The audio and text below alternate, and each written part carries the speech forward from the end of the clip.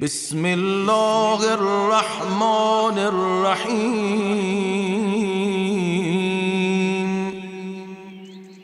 اللهم زينني فيه بالستر والعفاف،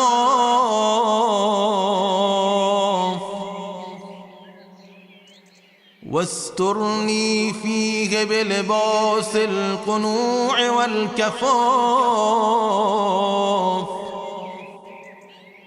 واحملني فيه على العدل والإنصاف،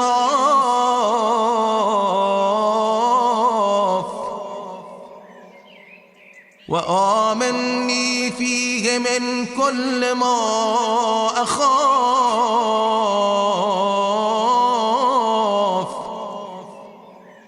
بعصمتك يا